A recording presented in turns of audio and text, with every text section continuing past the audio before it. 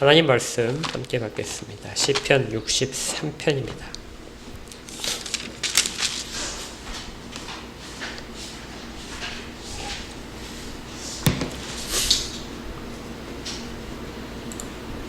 시편 63편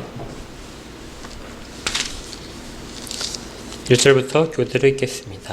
1절을 제가 먼저 읽겠습니다. 하나님의 말씀을 받으십시오. 하나님이여 주는 나의 하나님이시라. 내가 간절히 주를 찾되 물이 없어 마르고 황폐한 땅에서 내 영혼이 주를 갈망하며 내 육체가 주를 앙무하나이다. 내가 주의 권능과 영광을 보기 위하여 이와 같이 성소에서 주를 바라보았나이다. 주의 인자하심이 생명보다 나음으로 내 입술이 주를 찬양할 것이라. 이러므로 나의 평생에 주를 송축하며 주의 이름으로 말미암아 나의 손을 들리이다. 골수와 기름진 것을 먹음과 같이 나의 영혼이 만족할 것이라. 나의 입이 기쁜 입술로 주를 찬송하되 주를 기억하며 새벽에 주의 말씀을 작은 소리로 읊조릴 때에 하오니 주는 나의 도움이 되셨음이라. 내가 주의 날개 그늘에서 즐겁게 부르리이다. 나의 영혼이 주를 가까이 따르리니 주의 오른손이 나를 붙드시거니와. 나의 영혼을 찾아 멸하려 하는 그들은 땅 깊은 곳에 들어가며 아래 세력에 넘겨져 승냥이의 먹이가 되리이다. 같이 읽겠습니다. 왕은 하나님을 즐거워하리니 주께 맹세한 자마다 자랑할 것이나 거짓말하는 자의 입은 막히리로다. 아멘.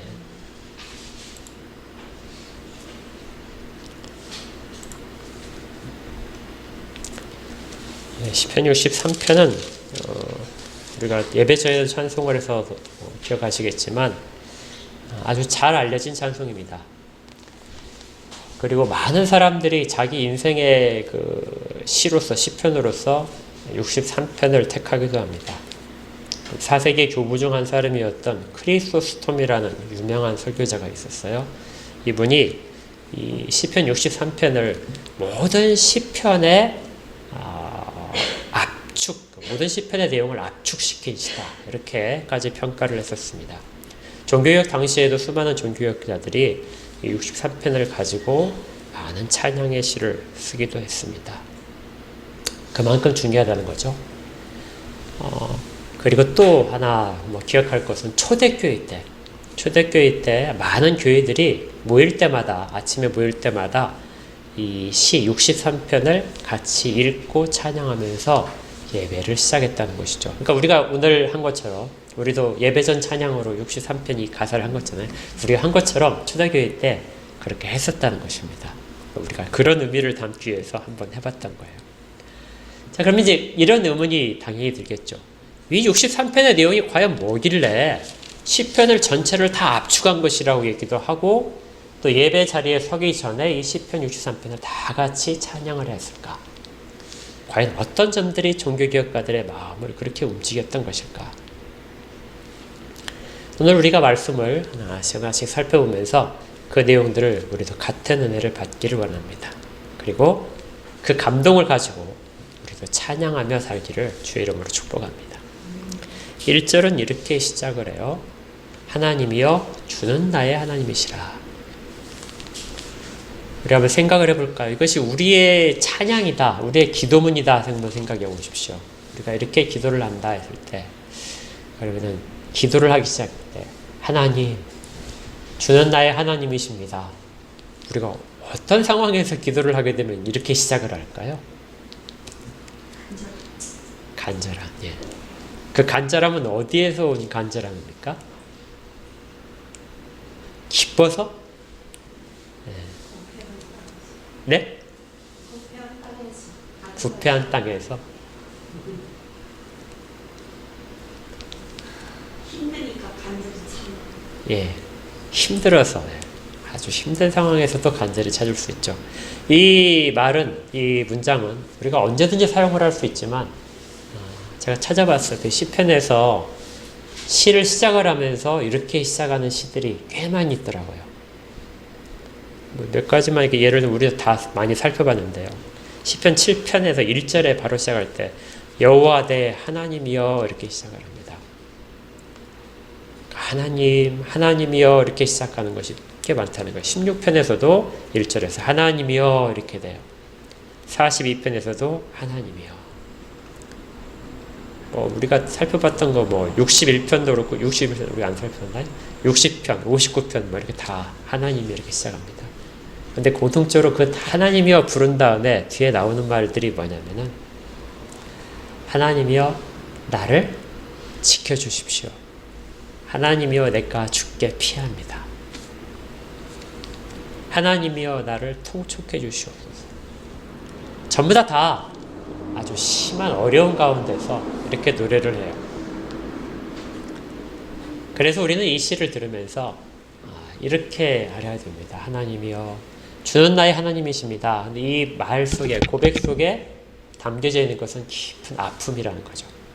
깊은 아픔이 여기 가운데 나오기 있던 것입니다. 실제로 이 다윗이 그런 상황에 있다고 알려주는 것이 표제예요. 앞에 보니까 1절 바로 앞에 표제가 있죠. 다윗의 시 어디 있을 때요? 유대 광야에 있을 때. 유다 광야에 있을 때 이 다윗이 이 시를 지었습니다. 유다 광야는 사실은 우리가 생각하는 광야하고 모습이 좀 다릅니다. 사진을 띄워주면요. 저게 유다 광야예요. 근데 있긴 있어요. 저기 양들도 있고 그렇습니다. 비가 오면 저희가 막 물이 넘쳐요. 비가 잘 오지는 않지만 잘 보시면은 사진이 지금 잘 안 나오는데 저쪽이 오른쪽 윗부분에 보게 되면 물이 있어요. 그러니까 저희가 요단강입니다. 요단강과 사해가 저쪽에 있고요. 왼쪽에 산이 좀 높은 지역은 예루살렘부터 헤브론에 이르는 그 산악 지형이에요. 그러니까 거기로부터 요단강이나 사해로 내려가는 그 중간 지점이 다 유대 광야입니다. 그러니까 그냥 평평한 지역이 아니고요. 급경사예요. 아주 급경사. 저기까지 내려가는데 한 20km 폭이 되는데 거기에 표고차가 1200m쯤 됩니다. 그러니까 1200m를 쭉 내려가는 그런 지역이에요. 네. 다윗이 지금 저곳에 있을 때 이렇게 시를 지은 거예요. 근데 우리 사무엘 하를 찾아봤지만 다윗이 저곳에 있었던 적이 2번 있었습니다. 언제 했을까요? 기억나세요? 네, 다 쫓겨갈 때. 하나는 사울의 추격 때문에 막 쫓겨갈 때. 저희 굴 속에 저런 데 이제 굴에 숨어 있었을 때 아둘람 굴 숨고 막 그랬었죠. 굴 속에 숨어 있을 때가 또 한 번 있었습니다. 다윗이 예루살렘에서 도망쳐서 요단강을 건너가서 길랏 지방으로 피했던 때 압살롬, 자기 아들한테 압살롬한테 쫓겨서 저렇게 갔던 때죠. 학자들은 그 둘 중에서 압살롬한테 쫓겨갔을 때 그때 저 곳에서 시편 63편을 지었다 이렇게 이야기합니다. 왜 그러냐면 11절에 보니까 다윗이 스스로를 이렇게 말할 때 왕은 하나님을 즐거워할 것이다 이렇게 자기를 왕이라고 표시하거든요. 그러니까 사울에 쫓길 땐 자기가 왕이 아니었는데 압살롬한테 쫓길 때는 왕이었잖아요. 그래서 아마 압살롬한테 쫓길 때 지었을 것이다 이렇게 이야기합니다. 너무나 황급하게 쫓겨났죠. 물론 다른 사람들이 한 10,000명쯤은 됐을 것 같은데 이 사람들과 같이 저를 이렇게 쫓겨가는데 막막했을 겁니다. 그리고 무슨 크게 많은 식량을 준비한 것도 아니고요. 너무 다급하게 오다 보니까 추위를 견딜 만한 그런 옷들도 충분히 가져오지 못했을 거예요. 다윗은 왕이었기 때문에 조금 그래도 먹을 것이 있었겠지만 부하들이나 백성들, 따라 나온 백성들은 전혀 그런 것이 없었습니다. 그래서 모두가 다 굶주리고 배고프고 춥고 그런 상황 속에서 지금 저 광야에 머물고 있는 것이죠.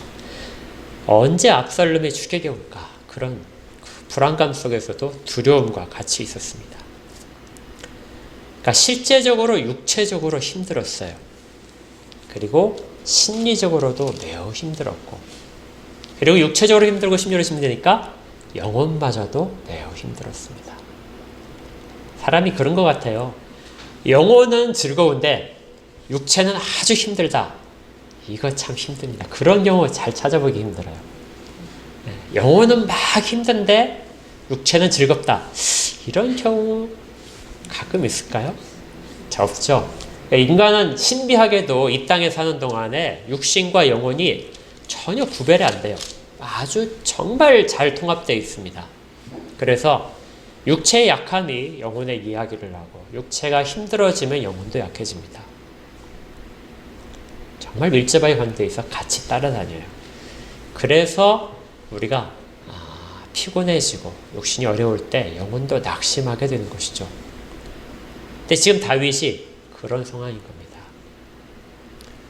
그런 상황에 유대 광야에서 지금 찬양을 하고 있어요. 근데 그 찬양은, 기도는 하나님, 주는 나의 하나님이십니다. 이렇게 되는 것이죠. 절망적인 상황인데 근데 다윗의 고백이 정말 멋있습니다. 앞에 있는 하나님이여 이렇게 할 것은 온갖 탄식과 아픔들이 다 이렇게 나오는 것 같은데 뒤에 계속해서 이어지는 주는 나의 하나님이십니다. 이 고백은 정말 많은 것들을 이야기합니다. 그래서 제가 시편을 쭉 찾아보니까 앞에 이렇게 탄식처럼 하나님이여 나를 지켜주시고 이렇게 하는 시들이 있는데 유일하게 하나님이여 주는 나의 하나님이십니다 하는 고백은 다 이게 하나예요. 그러니까 이 시의 독특성은 일단 뒤에 나오는 주는 나의 하나님이십니다 여기에 있는 거죠. 언제 이렇게 할 수 있을까요? 정말 힘든데 앞길이 보이지 않고 정말 육신적으로도 영혼적으로 다 갈급한데 그런데 주는 나의 하나님이십니다. 이렇게 이야기를 해요. 나는 하나님은 정말 나의 주님이시고 나는 하나님 앞에서 그냥 연약한 자입니다. 그래서 제가 오늘 설교 제목에 주는 나의 하나님이십니다. 이 앞에 그래도라고 하나 썼어요. 정말 힘들어도 그래도 주는 나의 하나님이십니다. 나는 하나님을 떠날 수 없습니다. 성도는 하나님을 떠나서 존재할 수 없는 자들입니다.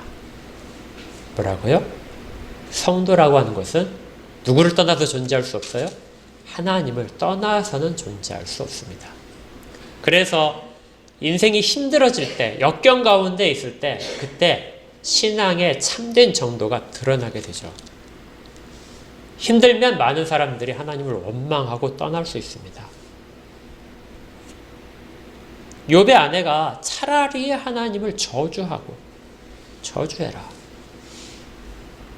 오히려 그게 낫지 않느냐. 그런데 욥은 뭐죠? 끝내 떠날 수가 없어요. 욥이 어떤 믿음을 가졌는지 우리는 뒤에서 살펴봤겠지만은 앞에 역경 가운데서 욥은 끝내 하나님을 떠나지 못합니다. 이것이 성도예요. 성도는 하나님을 떠나서 존재할 수 없는 자입니다. 그런데 현실은 나아지지 않죠. 그래서 다윗이 계속해서 찬양하는 내용이 나옵니다. 간절히 하나님 앞에 가는 거죠. 그리고 그의 영혼과 육체가 다 하나님을 찾기 시작합니다. 거기 뭐라고 되어 있습니까? 1절 뒷부분에 내 영혼이 주를 어떻게 해요? 갈망하며 내 육체가 주를 앙모하나이다. 갈망한다는 말은 잘 아시듯이 갈증이 나는 것입니다. 내 영혼의 갈증이 아주 심각해졌어요. 근데 그 갈증은 뭐에 대한 갈증이냐면 하나님을 만나고 싶은, 하나님으로부터 답을 얻고 싶은 그런 갈증입니다. 그래서 목마른 땅에서 시편 40편에서 목마른 사슴 시냇물을 찾아 헤매이듯이 헐떡이듯이 그렇게 영혼의 헐떡임을 가지고 하나님을 계속 찾고 있는 거예요. 힘들지만 하나님으로만 나와서 하나님을 찾고 있습니다. 뒤에는 앙모하다는 말은 우리가 그냥 쉽게 생각하게 되면 앙모하다는 말은 바라본다는 뜻이죠. 아주 간절히 바라본다는 뜻인데 실제 원어상으로 보게 되면 바라본다는 뜻보다는 그렇게 정말 간절히 바라보게 되면 우리가 흔히 뭐라고 하죠? 열심히 바라봐요. 무엇을 정말 뚫어지게 바랍니다. 그리고 눈이 어떻게 되나 그러죠? 눈이 빠질 정도로 바라본다는 거죠. 네.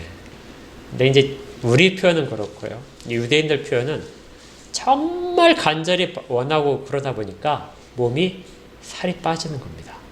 얼굴이 수척해져요. 헬쓱해지는 겁니다. 그래서 어떤 그 주석에 보니까 시력을 잃을 정도가 됐다. 이것이 이 악무하나이다. 이 단어의 뜻이라고 해석을 해놨더라고요.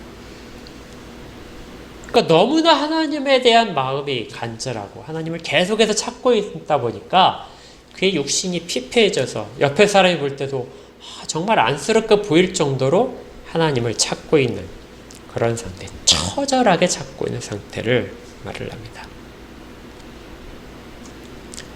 이 부분은 우리가 주님이 겟세마네 동산에서 하셨던 기도의 모습을 생각을 할 수 있어요. 주님이 아주 정말 처절하게 기도하시죠. 그래서 마치 땀방울이 핏방울처럼 그렇게 막 쏟아지듯이 그렇게 기도하신 장면. 아마 주님도 그 하루 동안에 굉장히 수척해지셨을 것 같습니다. 하나님을 찾는 것. 이 고통 가운데서 하나님을 찾고 있는 모습들이 성경에서 꽤 많이 등장을 합니다. 어떻게 하면 이렇게 찾을 수 있을까요? 모든 환경이 어려운데 그래도 주는 나의 하나님이십니다 하고 고백하면서 찾을 수 있게 만드는 것이 그것이 믿음입니다. 참된 신앙이죠. 하나님을 떠나서 살 수 없기 때문에 하나님이 보이지 않는 것처럼 하나님이 손을 내미시지 않는 것처럼 느껴질 때는 하나님을 간절히 찾는 겁니다. 하나님이 나를 버리셨으니까 나도 버릴 거야가 아니라 하나님이 지금은 내게 이렇게 하시지만 하나님은 한 번도 내게 그렇게 실질적으로 하신 적은 없다. 그래서 간절히 하나님을 찾는 것들이 다윗의 시편 가운데서 아주 중요하게 나오는 내용입니다. 그래서 참된 신자는 역경 가운데서 하나님을 향해서 갑니다. 우리가 지난주에 그 요리문답 시간인가요? 우리가 죄에 대해서 다룰 때 노집사님께서 그런 얘기를 하셨어요. 다윗 때보다 지금이 훨씬 더 죄의 유혹이 훨씬 더 많다. 그렇죠? 그리고 오늘 아침에도 박 권사님도 그 얘기 하셨어요. 이 시대는 옛날보다 죄의 유혹이 훨씬 많다. 맞습니다.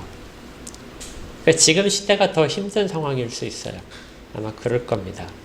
그렇다면 그 힘든 시대를 살면서 어떻게 해야 되나요?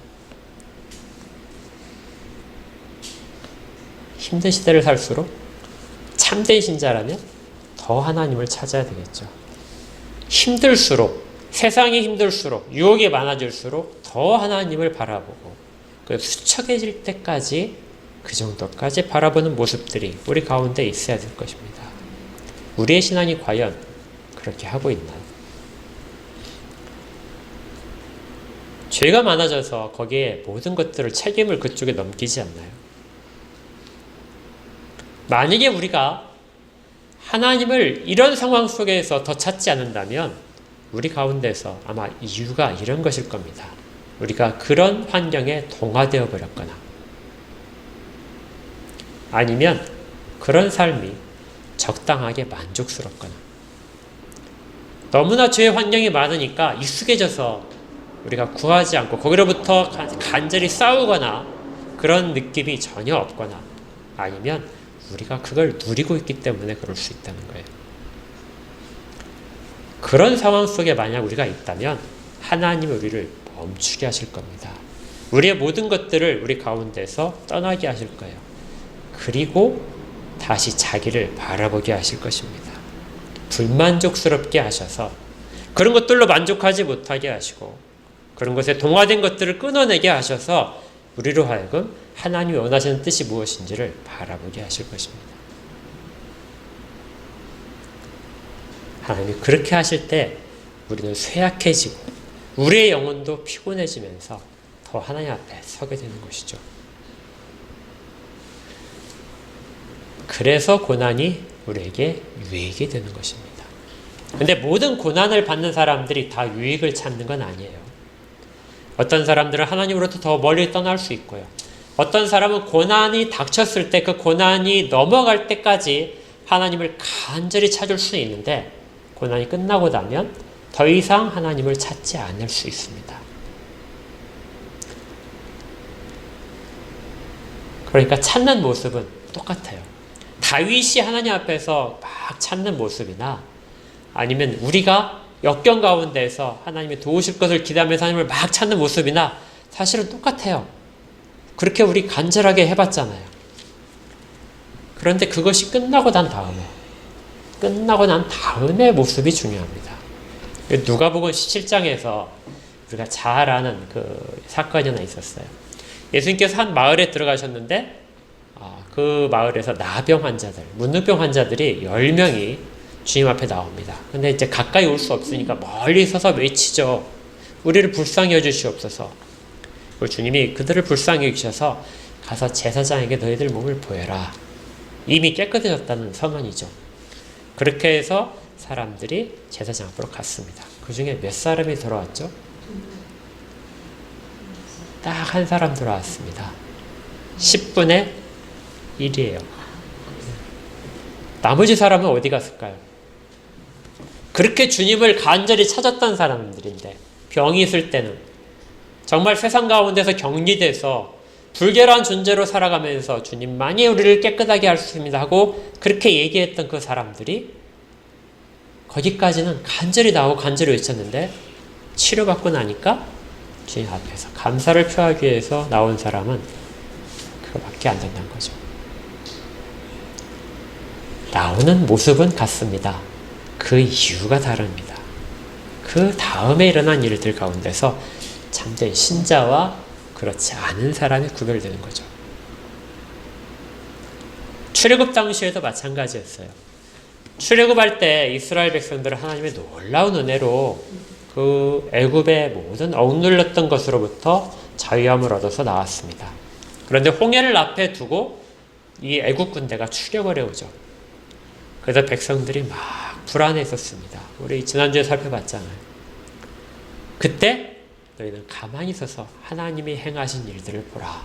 모세를 통해서 들려진 하나님의 말씀에 따라서 그들은 정말 무사하게 모사 구함을 받았습니다. 놀라운 기적으로 홍해가 갈라지고 그 밑에 있는 바닥이 마른 땅이 되어서 건넜죠. 그리고 자기들이 건넌 땅을 애국 군대는 그 속에서 다 수장되어서 죽는 모습을 보았습니다. 건너가고 나서 그들이 얼마나 크게 잔치를 벌이며 하나님을 찬양했습니까? 그런데 얼마 지나지 않아서 먹을 것이 부족하고 물이 없어지자 하나님을 원망하죠. 그리고 차라리 애굽이 좋았다. 애굽으로 돌아가자 이렇게 말을 합니다. 그리고 그들은 애굽에 매장지가 없어서 우리를 이 광야로 이끌었느냐 하고 하나님을 원망까지 했습니다. 근데 말이 씨가 된다고요? 그들은 그곳에서 다 매장지가 그곳이 되었던 거죠. 건널 때까지는 다 똑같았는데 간절하게 하나님 앞에 구하고 또 하나님의 은혜를 체험해서 찬양까지 했는데 조금 지나고 나면 전혀 변하지 않은 모습이 나옵니다. 참된 신자를 구별하기는 정말 어렵죠. 그래서 역경 가운데서 신자의 참된 모습, 우리의 참된 모습을 발견할 수 있습니다. 그래서 로이드 존스 목사님은 참된 그리스도인이라면 반드시 역경을 통해서 하나님 앞에 더 가까이 나아간다. 뭐라고요? 참된 그리스도인이라면 역경을 통해서 반드시 하나님 앞에 더 가까이 나아간다. 반대로 역경을 만나서 그것을 넘어갈 때까지 하나님 앞에 가지만 오히려 하나님 앞에서 더 멀리 벗어나는 사람들은 참된 그리스도인이 아니란 거죠. 우리도 점검을 해야 됩니다. 이 시편 63편이 주는 유익 중에 하나가 내가 참된 그리스도인인가 하는 것을 다윗의 이 말들을 통해서 계속 점검할 수 있기 때문이에요. 또 하나 놀라운 것이 여러분이 읽어보시면 알겠지만 역경 가운데서 불평하고 원망하는 것들이 하나도 없습니다. 저 같았으면 그랬을 거예요. 이 시를 읽으면서 다윗이 이 광야 가운데서 이렇게 기도를 하고 있다면 하나님 나를 반드시 회복시켜야 줍니다. 내가 다시 예루살렘에 가서 다시 왕좌에 다시 앉아서 보좌에 앉아서 하나님을 찬양하게 해주십시오. 이렇게 했을 것 같아요. 그런데 다윗의 기도문 속에 그 내용은 전혀 없습니다. 왕의 자리를 회복시키게 해달라는 기도도 없고 이 역경을 다 없는 것으로 만들어달라는 그런 것도 없습니다.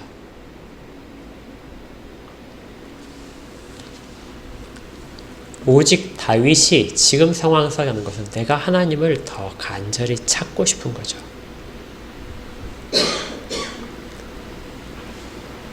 우리의 잃어버린 것들, 우리가 원하는 것들, 그것보다도 다윗은 하나님을 만나는 것을 더 원합니다. 그가 이렇게 할 수 있는 것, 참된 신앙의 모습을 우리가 또 살펴볼 수 있는 것이 2절에 있는데요. 2절에 내가 주의 권능과 영광을 보기 위하여 이와 같이 성소에서 주를 바라보았나이다. 이건 과거의 일입니다. 앞에 1절이 현재예요. 현재 광야의 마른 속에서 목이 마른 상태에서 간절히 하나님을 찾는 그런 것이 현재의 모습이라면 2절은 과거에 다윗이 했던 일들을 회상하는 거예요. 다윗이 성소에서 주를 보았습니다. 이렇게 얘기해요. 다윗은 하나님의 은혜 가운데 있었습니다. 백성들과 함께 성소에서 하나님을 찬양했어요.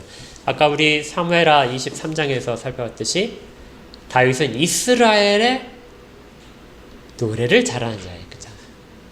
그래서 그는 성전에서 늘, 그때는 성전 아니지만 성소에서 늘 하나님을 찬양하는 가운데 있었습니다.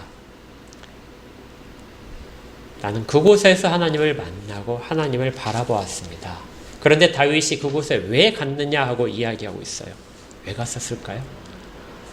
다윗은 무엇을 원해서 늘 하나님을 찾았을까요? 2절에 있는 것처럼 주의 권능과 영광을 보기 위해서입니다. 하나님이 어떤 분이신가를 내가 다시 보고 싶습니다. 하나님이 어떤 분이신가를 내가 알고 싶습니다. 다윗이 어떤 목적을 가지고 가긴 갔는데 자기의 유익을 채워주는 것을 목적으로 성소에 나아간 것이 아니라 하나님을 더 잘 알기 위해서, 그래야 자기의 찬양 가운데 하나님을 더 담을 수 있죠. 백성을 공의와 하나님을 경유함으로 잘 이끌 수 있죠. 그래서 늘 다윗은 하나님을 그런 마음으로 찾아갔던 거죠. 그리고 그를 하나님은 성소에서 만나주셨습니다. 이런 경험들을 다윗이 지금 이 역경 가운데서 다시 떠올리고 있어요. 신자가 역경 가운데 있을 때 우리를 붙들 수 있는 것 중에 하나가 우리의 기억들입니다. 하나님 우리에게 어떻게 하셨는가.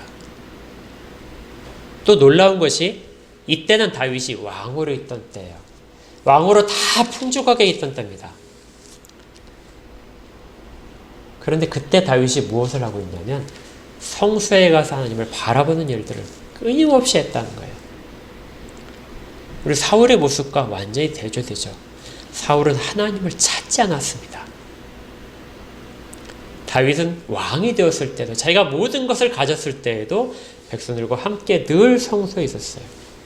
제가 이걸 보면서 우리가 하나님을 찾고, 우리가 주일을 이제 성소와 예배당은 다른 의미지만 우리가 하나님 앞에 예배 드리기 들어올 때 과연 무슨 목적으로 올까?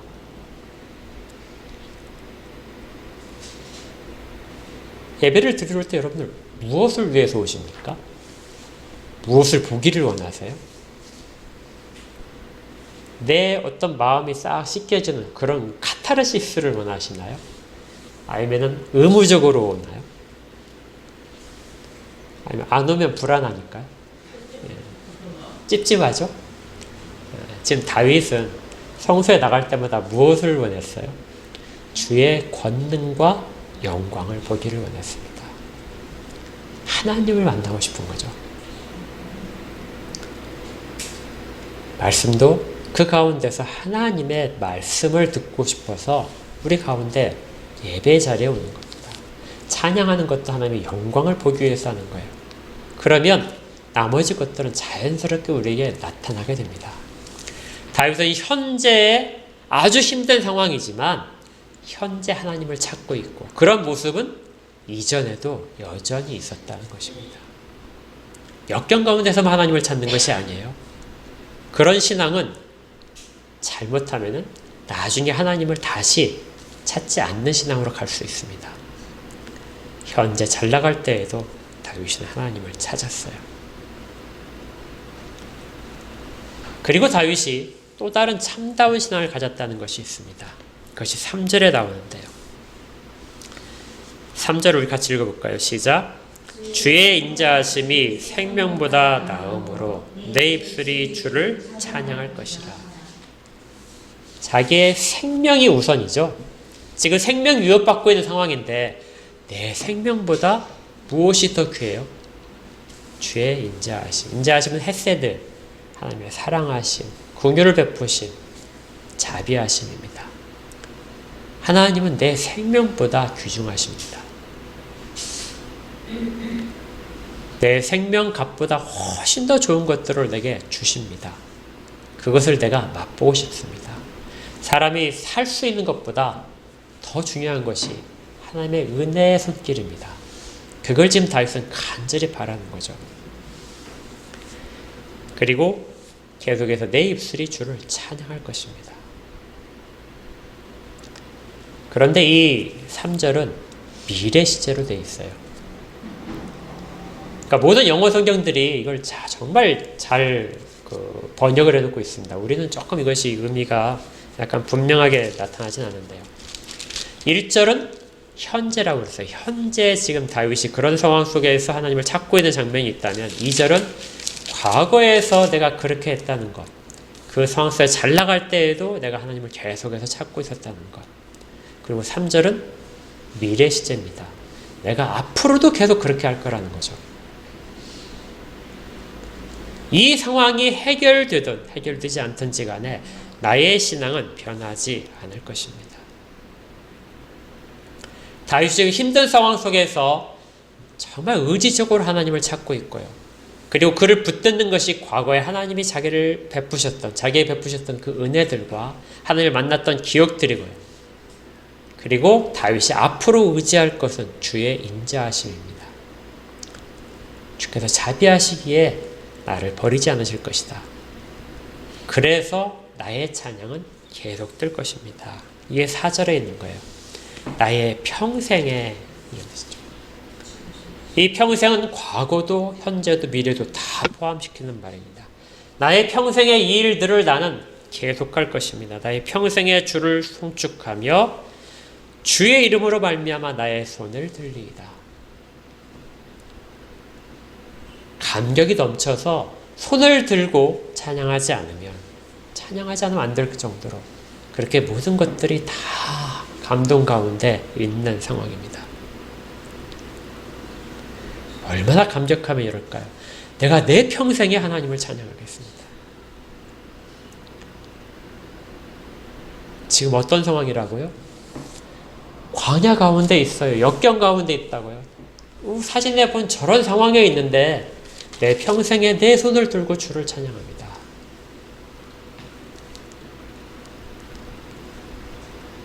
이런 시 속에서 다윗의 절정의 찬양의 내용들이 있습니다. 5절에 있어요. 골수와 기름진 것을 먹음같이 나의 영혼이 만족할 것입니다. 지금은 앞에 있었잖아요. 목이 마르고 굶주린 상태예요. 광야에 있기 때문에. 그런데 다윗이 골수와 기름진 것으로 내가 먹은 것과 같이 다 만족함을 얻게 될 것입니다. 골수와 기름진 것은 고대 사람들에게 가장 맛있는 음식입니다. 최고의 잔치 음식이에요. 그것으로 내가 축제 가운데서 즐기게 될 것입니다. 헛것을 보고 있나요? 굶주려서 앞에, 여러분 굶주리면 앞에 모든 것들이, 전에 제가 군대에 있을 때 그런 얘기 많이 하더라고요. 너무 이렇게 배고픈 사람들은 앞에 뭐가 지나가면 다 뭐 통닭으로 보이고 빵으로 보이고 뭐 그렇다고 해요. 그러니까 지금 다윗이 헛것을 보는 것이 아니라 평생에 찬양을 한다고 자기가 이렇게 되뇌이면서 골수와 기름진 것으로 내가 지금 만족할 것을 보고 있는 것이죠. 하나님은 가장 좋은 것으로 내게 공급해 주실 것입니다. 이거 우리 시편 23편에서 이런 모습 봤었어요. 시편 23편은 아주 목가적이고 굉장히 평안한 시편처럼 되어 있는데 사망의 음침한 골짜기로 내가 다닐지라도, 사망의 음침한 골짜기를 다닌다고요. 그곳을 다닐지라도 내가 해를 입지 않을 것이다. 주께서 내 원수의 목전에서 시편 13편의 원수들이 막 있는 상황이에요. 죽음이 앞을 막 덮고 있는 상황입니다. 그런 속에서 주께서 내게 상을 베푸시고, 상은 잔치상이에요. 골수와 기름진 것으로 배불리 먹이는 잔치상이고 가장 최상의 포도주를 내 잔에 채워주시는 그런 잔치입니다. 그 잔치상을 내 앞에 베풀어 주신다. 지금 동일한 것을 다윗이 유대 광야에서 노래하고 있습니다. 그리고 나서 다시 현실로 돌아와요. 앞으로 그렇게 하실 것인데, 그러면은 그렇게 앞에 저 상황에 대한 기대, 하나님께서 베푸실 일들에 대한 기대를 갖고 있다면 내가 현실, 지금 내가 어떤 모습으로 살아갈 것인가. 6절입니다. 같이 읽을게요. 시작. 내가 나의 침상에서 주를 기억하며 새벽에 주의 말씀을 작은 소리로 읊조릴 때에 하오리니. 이거 현재형으로 다 되어 있어요. 지금 다윗이 침상에서 주를 기억하는, 이 침상이란 말은 다윗이 뭐 화려한 침대 가운데 있는 것이 아니라 잠잘 때, 밤에 이런 뜻입니다. 내가 잠이 들 때 뭐 하고 있다고요? 주를 기억한다. 이 한날 동안에 주께서 내게 베푸셨던 것들을 기억하는 것입니다. 앞에 있는 2절처럼 이전에 받았던 것들을 기억하는 것이죠. 그것을 하나님의 말씀에 비추어서 하나님이 얼마나 언약에 신실하신가를 기억하는 것. 이것이 밤에 잠자리에 들기 전에 하는 일입니다. 그리고 새벽, 새 날을 맞이할 때 주의 말씀을 작은 소리로 읊조릴 때 하겠다. 주의 말씀을 작은 소리로 읊조린다는 말은 묵상한다는 뜻입니다. 오늘 한 날을 살아갈 때 하나님의 말씀에 의지해서 새 힘을 얻는 것. 이것이 지금 다윗이 광야에서 아침에 밤에 하는 일들입니다. 상황이 힘들어지면 잊어버려요. 원망하는 마음이 막 솟구칩니다. 근데 그걸 누를 수 있는 것이 뭐라고요? 주의 말씀입니다. 잠자기 전에도 주의 말씀을 생각하고 아침에 일어나서도 주의 말씀을 생각하고. 현실적으로는 목이 마르고 먹을 것이 부족한데요. 이렇게 밤과 새벽으로 하나님의 영혼의 양식을 먹음으로써 다윗은 앞으로 더 풍성한 것으로, 골수와 기름진 것으로 먹이실 것을 바라볼 수 있습니다. 이 구절도 사람들에게 굉장히 많은 영감을 준 것 같아요. 그래서 어거스틴, 초대교회 때 아주 유명한 교부인 어거스틴도 이 구절을 기억하면서 실제 실천을 했다고 해요. 어거스틴은 우리가 잘 알듯이 젊었을 때 굉장히 방탕한 생활을 하고 이교도에 빠진 적이 있습니다. 그러니까 그의 큰 죄악들을 늘 기억을 하고 있죠. 그리고 그때부터 구원받은 그 은혜가 얼마나 큰지를 잊지 않으려고 노력했습니다. 그래서 의도적으로 그렇게 했다고 그래요. 자기가 죄를 지은 것을 책망하는 성경 구절들, 그 구절들을 이렇게 써붙였다고 그래요. 그리고 자기 전에 그것을 읽었답니다. 그러면 하나님 내게 얼마나 크신 은혜를 베푸시는가를 잊지 않을 수 있었다는 거죠. 그리고 새벽에 일어나자마자 그 구절들을 다시 봤다는 거예요. 그러면 내가 오늘 하루도 하나님 앞에서 거룩하게 살 것을 다짐할 수 있었답니다. 그리고는 늘 밤과 새벽에 감사의 눈물을 흘렸다고 그래요. 다윗이 1절에서 내가 간절히 주를 찾고 있습니다. 이런 모습이 지금 하나님의 말씀을 내가 늘 묵상합니다. 그리고 그걸로 내가 다짐합니다. 이것의 6절의 현재 모습과 연결이 되고 있습니다. 7절에 다시금 과거가 쓰여요. 주는 나의 도움이 되셨습니다. 내가 주의 날개 그늘에서 즐겁게 부르리이다. 다윗은 이전부터 하나님의 도우심으로 수많은 역경을 극복해 왔습니다. 주는 나의 도움이셨습니다. 내가 절망적인 상황에서 주는 늘 나를 구해주셨습니다. 주는 나의 구원이십니다. 그래서 앞으로도 이 광야의 뜨거운 햇빛 속에서도 주의 날개에 그늘 밑에서 내가 쉴 것입니다. 8절로 다시 가게 되면 다시 현실입니다. 현재 용어로 되어 있어요. 같이 읽어볼까요? 8절 시작. 나의 영혼이 주를 가까이 따르리니 주의 오른손이 나를 붙드시거니와.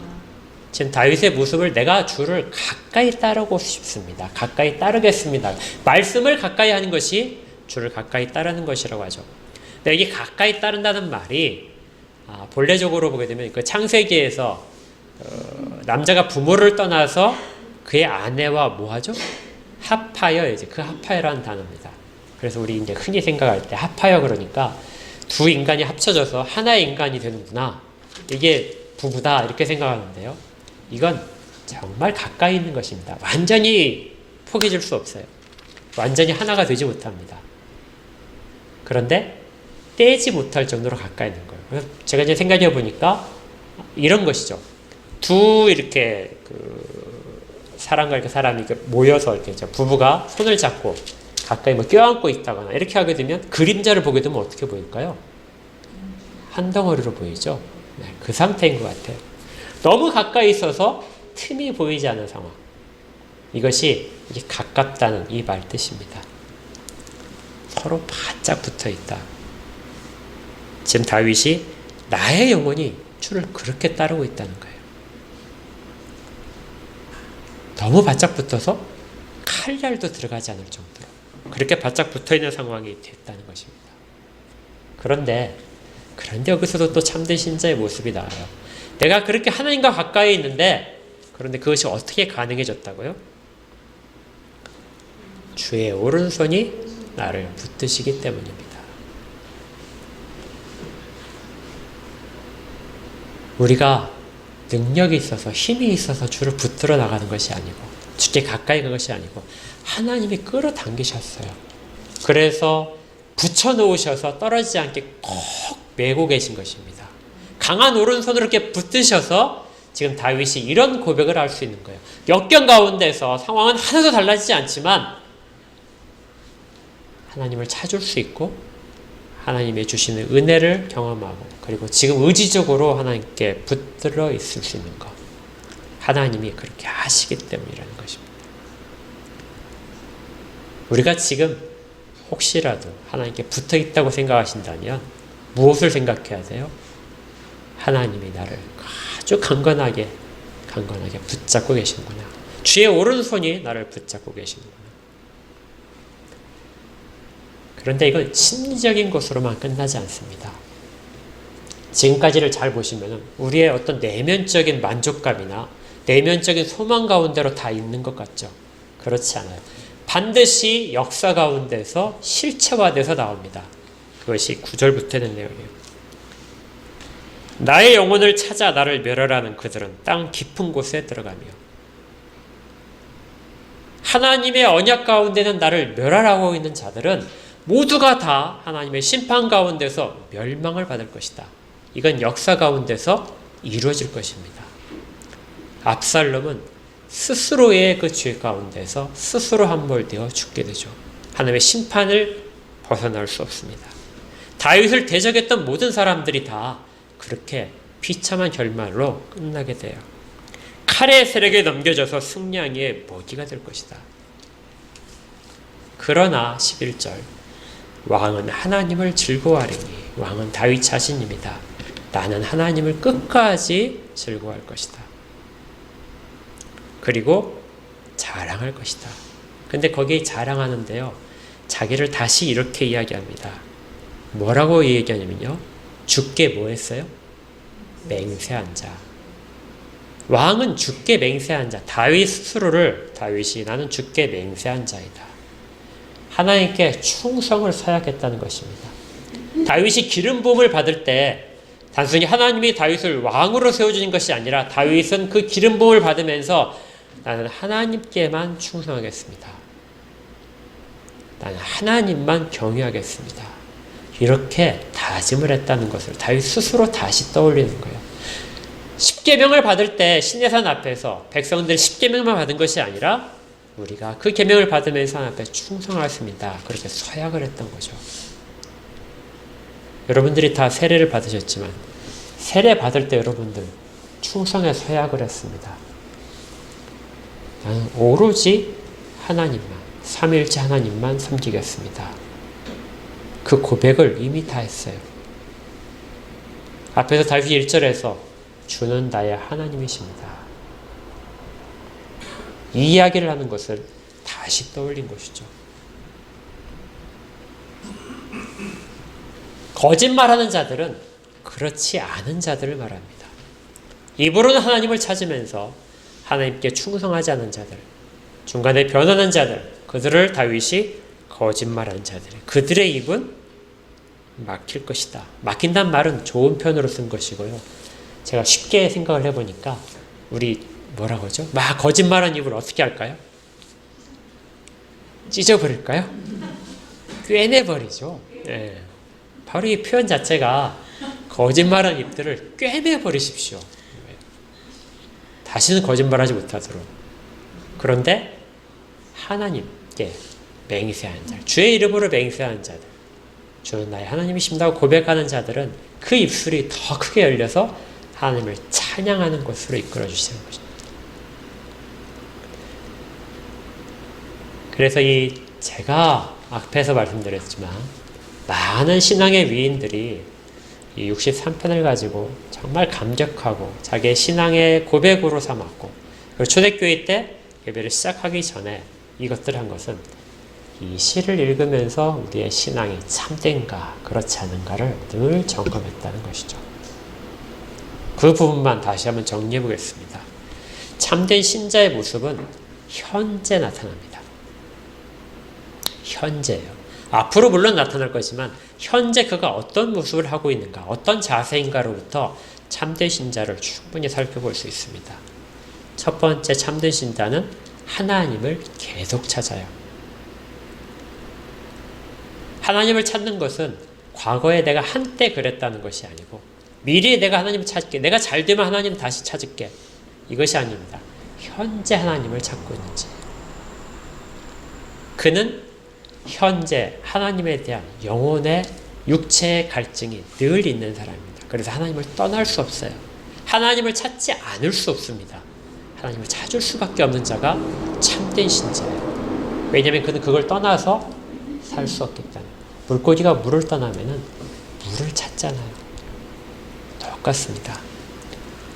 참된 신자는 역경 가운데서도 고백을, 주는 나의 하나님이십니다 하는 고백을 멈추지 않는 사람입니다. 역경이 이 고백을 희석시킬 수 없어요.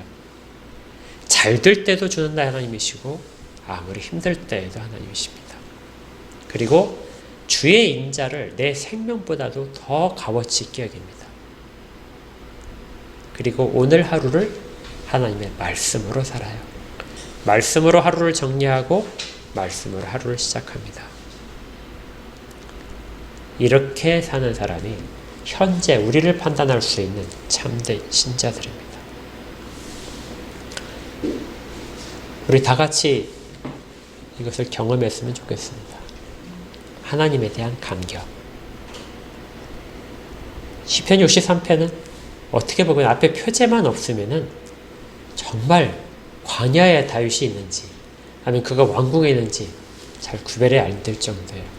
신자는 항상 이렇게 살아야 됩니다. 정말 다윗이 자기가 받은 소명대로 이스라엘의 노래를 하는 자. 근데 그 노래의 그 가사들이, 모든 내용들이 담길 때 다윗의 인생의 정말 많은 굴곡 속에서, 그 어려움 속에서 하나님을 간절히 찾았던 경험들을 담아서 백성들을 가르치고 있는 것이죠. 우리도 그렇게 살기를 원합니다. 우리도 다 같이 하나님을 늘 찬양하며 살기를 원합니다. 그리고 하나님 우리에게 채워주시는 것, 골수와 기름진 것으로 우리를 먹이셔서 우리 영혼이 늘 충족하게 만족함으로 하나님에 대한 찬양을 더 높이 할 수 있는 그런 인생 되기 되기를 주의 이름으로 축복합니다. 함께 기도하겠습니다. 하나님의 은혜를 감사를 드립니다. 현재의 모습들은 저마다 상황이 다르지만 늘 하나님 앞에서 참된 성도의 모습으로 살 수 있도록 그렇게 말씀 가운데서 우리를 비춰보게 하셨사오니 말씀 속에서 현재를 살아가는 모두가 될 수 있도록 도와주시옵소서. 찬양의 고백이 입술 가운데 끊어지지 않게 하시고 결국 주는 나의 하나님이십니다. 이 고백으로 저희 인생이 다 마감될 수 있도록 그렇게 은혜를 더하여 주시옵소서. 예수님 이름으로 기도합니다. 아멘.